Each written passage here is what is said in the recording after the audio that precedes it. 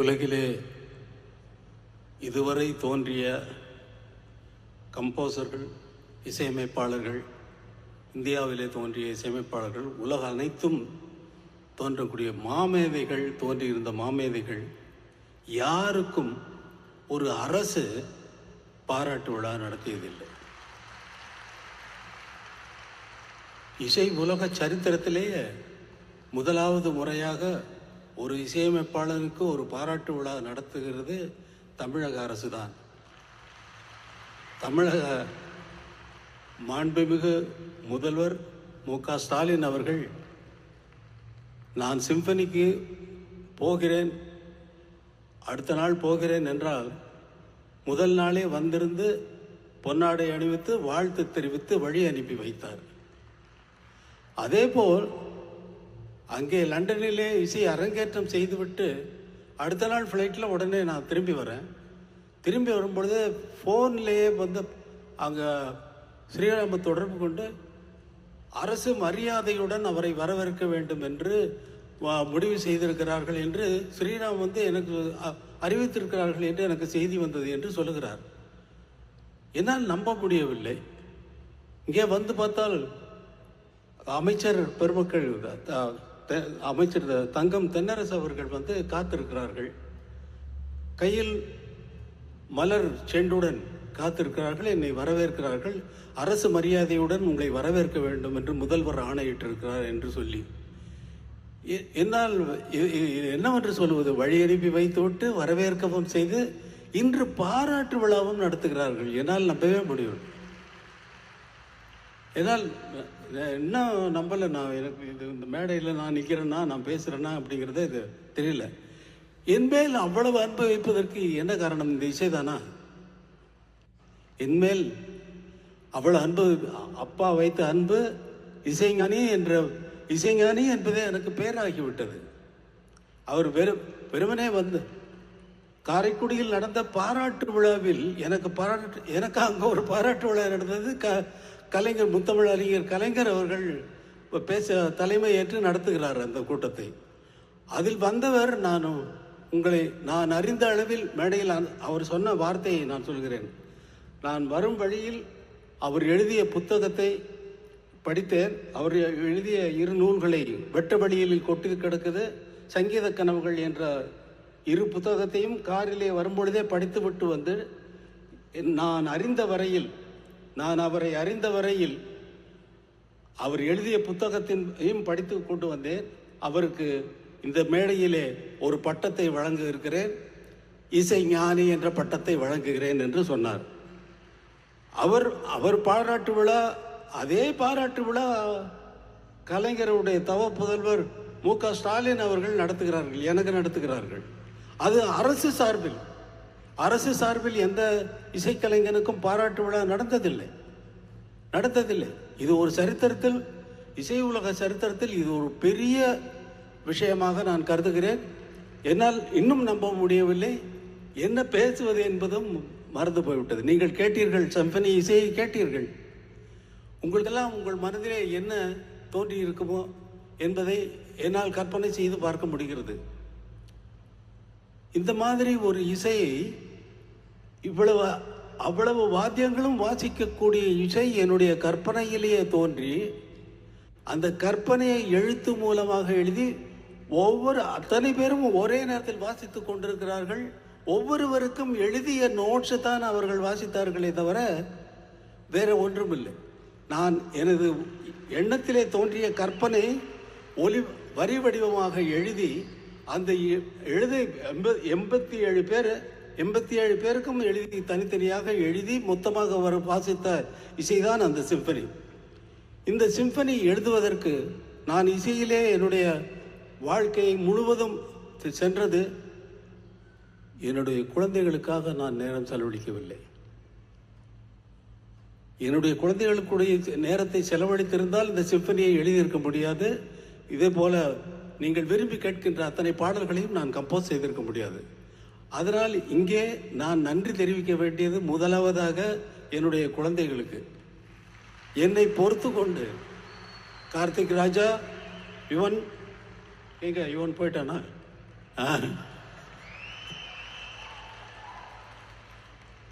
உங்கள் இருவருக்கும் நீங்கள் உங்களோட செலவழிக்க வேண்டிய நேரம் தான் அங்கே வந்து சிம்பனியாக இசையாக வெளியில் வந்திருக்கு. அதை வந்து நினச்சி நீங்கள் சந்தோஷப்படலாம்.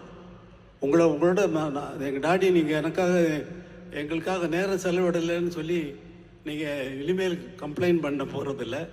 இங்கே உங்களுக்கும் வயசாகிடுச்சு, உங்கள் குழந்தைகள் வந்து உங்களுக்கு சொல்ல போகுது. அதை இந்த இசை எழுதும் பொழுது எனக்கு இருந்த அதாவது கட்டுப்பாடுகள் எனக்கு இருந்த இக்கட்டான நிலைமைகள் என்னென்ன என்றால், நான் ஒரு கிராமத்திலிருந்து வந்தவன், கிராமிய இசை சாயல் வரக்கூடாது. அதற்கப்புறம் திரைப்பட இசையில் எவ்வளவோ அமைத்திருக்கிறேன், அந்த சாயல் வரக்கூடாது. திரைப்படங்களில் வருகின்ற பேக்ரவுண்ட் மியூசிக்கினுடைய சாயலும் வரக்கூடாது. நான் ஒரு தமிழ்நாட்டை சேர்ந்தவன் என்ற அந்த அடையாளமும் வரக்கூடாது. நான் ஒரு இந்தியன் என்ற சாயலும் வரக்கூடாது.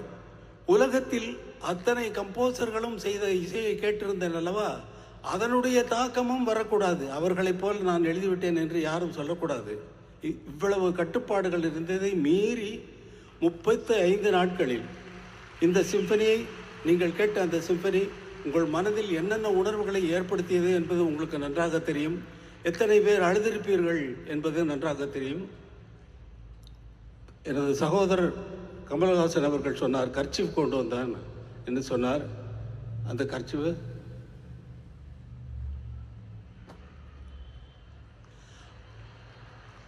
அழுததுக்கு சாட்சி இவர், கண்ணீருக்கு சாட்சி.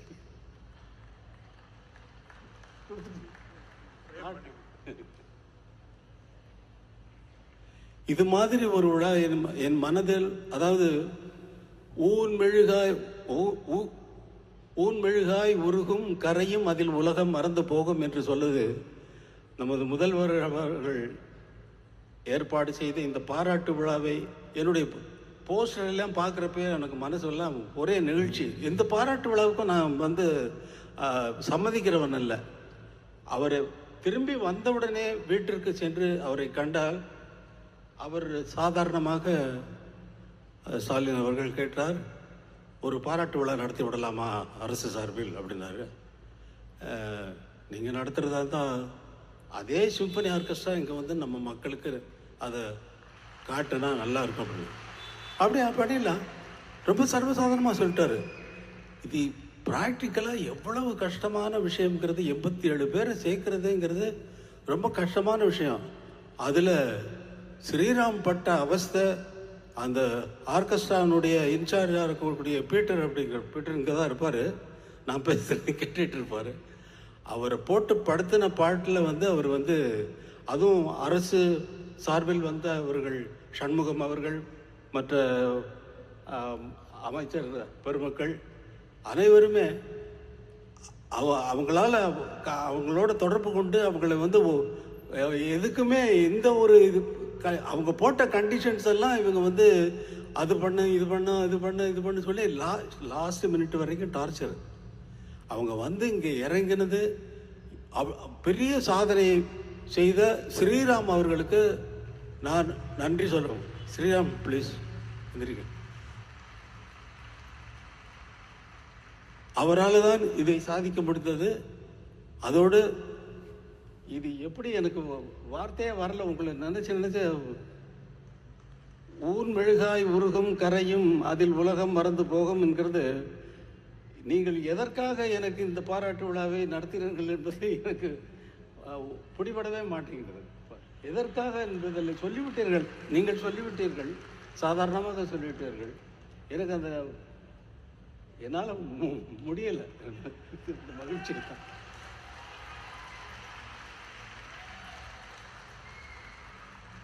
வேற ஏதாவது என்ன பேசணுங்கிறதே போயிடுச்சு பாருங்க. அவர் சூப்பர் ஸ்டார் வந்து பேசுகிறாரு. அவர் என்கிட்ட 2 நாளைக்கு முன்னாடி ஃபோன் பண்ணி நம்ம பண்ணதெல்லாம் நான் சொல்ல போகிறேன் அப்படின்னாரு. நம்ம பண்ணதெல்லாம் நீங்கள் எப்படி இங்கேருந்து மாறினீங்க, இந்த பெல் பாட்டம் போட்டுட்டு தொப்புளுக்கு மேலே பெல்ட்டு போட்டு கட்டிட்டு நல்ல கிராப் போட்டுட்டு அதில் கையில் பட்டையாக ஒரு வாட்ச் வந்து போட்டுட்டு பண்ணிட்டு ஒரு அரபா சொல்லவா சொல்லிடவா? மகேந்திரனும் நீங்களும் நானும் உட்காந்து குடித்தோம்.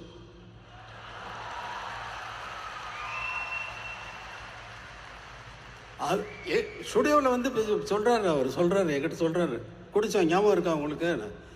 அப்புறம் இல்லை நீங்கள் ஒரு அரை பாட்டில் பீரை குடிச்சிட்டு ஆட்டம் இருக்கு பாருங்க அப்படின்னாரு. அதை சொல்ல போகிறேன்னு நீங்கள் என்ன வேணாலும் சொல்லிக்கோங்க, அதை பற்றி எனக்கு கவலை இல்லை.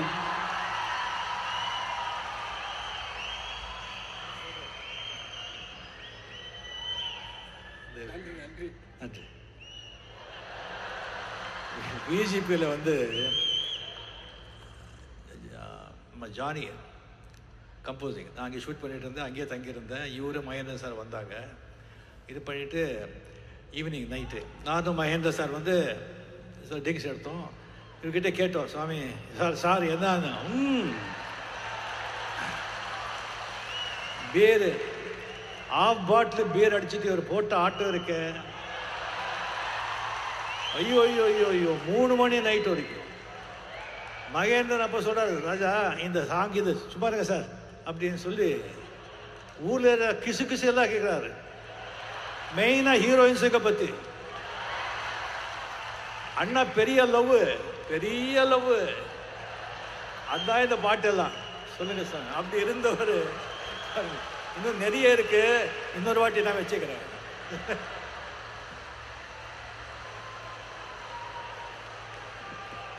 அப்படி சமய சந்தர்ப்பத்தில் இல்லாததெல்லாம் அடிச்சு விட்டு போறாரு. எப்படியோ உங்களுக்கு இந்த மேடையில் முதல்வர் அவர்கள் ஒரு அறிவிப்பை அறிவித்தார். அதற்கு முதல்வர் அவர்களுக்கு என்னுடைய மனமார்ந்த நன்றியை தெரிவித்துக் கொள்கிறேன். நான் உங்களுக்கு ஒரு அறிவிப்பை சொல்கிறேன்.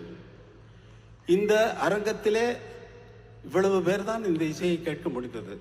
எனக்கு நமது மக்கள் அனைவரும் கேட்க வேண்டும் என்ற ஆசை எப்பொழுதும் உண்டு. ஏனென்றால் இதை நீங்கள் இந்த இந்த இந்த இசையை வேறு எங்காவது கேட்டிருக்கிறீர்களா? எங்கேயாவது கேட்டிருக்க முடியுமா? இந்த இன்பத்தை நேரடியாக கேட்டால்தான். இதை ரெக்கார்ட் செய்து கேட்கறதுல அர்த்தமே இல்லை. அது இந்த இந்த உணர்வை நமக்கு கொண்டு வராது. 87 பேரும் ஒரே நோக்கத்தோடு ஒரே கவனத்தோடு அந்த இசையை எப்படி பிரசன்ட் பண்ணுவது என்பதிலேயே அவர்கள் கவனமெல்லாம் இருக்க போய்த்தான் இந்த இசை இவ்வளவு உயர்ந்ததாக இருக்கிறது. எல்லோருடைய கவனமும் ஒரே நேரத்தில் ஒரே இடத்தில் இருக்கிறது. மற்றபடி மற்ற இசைகளுக்கெல்லாம் அந்த விஷயமே கிடையாது. 87 பேர் எங்கேயாவது திரும்பி பார்த்தாங்களா? யாரையாவது பார்த்தாங்களா? ஒருத்தராவது? அவர்களுடைய வாத்தியம், அவர்கள் முன்னால் இருந்தக்கூடிய இசை குறிப்புகள் அதைத்தான் வாசித்தார்கள். இந்த இசையை நேரடியாக கேட்கும் பொழுதுதான் நம்முடைய உள்ளமெல்லாம் கரைகிறது, நம்முடைய கண்களிலிருந்து நீர் கசிகிறது, நம்முடைய உயிரை போய் அது ஆட்டுகிறது. இது சினிமா பாடல்களிலே நடந்தாலும் கூட இந்த மாதிரி உயர்ந்த இசையை கண்டுகொள்ளாமல் நாம் எதற்கு இந்த உலகத்தில் உயிர் வாழ வேண்டும்? எதற்கு இந்த உலகத்தில் உயிர் வாழ வேண்டும்? உயர்ந்த விஷயங்களை கண்டுகொண்டு அதை பற்றி கொண்டு மேலே போவதை விட்டுவிட்டு பல விஷயங்களில் நம் கவனத்தை சிதறடித்து விட்டு நம்மளது சக்தியெல்லாம் வீணாகிறது, அந்த சிதறடிக்கிறத காரணத்தினால். அதனால் இந்த இசையை நமது மக்கள் அனைவரும் கேட்க வேண்டும் என்பதற்காக பெரிய மைதானத்திலே இதே இசை கலைஞர்களை கொண்டு அவர்களுக்கு இந்த சிம்பனியை நான் நடத்தி காட்டுவேன் என்று உங்களுக்கு ஒரு வாக்குறுதி கொடுக்கிறேன். அதற்கு தமிழக முதல்வர் என்னென்ன உதவிகள் எனக்கு தேவையோ அதையெல்லாம் செய்து கொடுப்பார் என்ற நம்பிக்கையில் நான் சொல்லிவிட்டேன். அவரிடம் கேட்கவில்லை. கண்டிப்பாக என் மீது இருக்கும் அன்பிலே அவர் கண்டிப்பாக அதை செய்வார். அந்த நாள் விரைவில் வரும் என்று உங்களுக்கு அறிவித்துக் கொண்டு இந்த விழாவுக்கு இது நன்றி நன்றி நன்றி நன்றி நன்றி சொல்ல வார்த்தை இல்லையே. நீ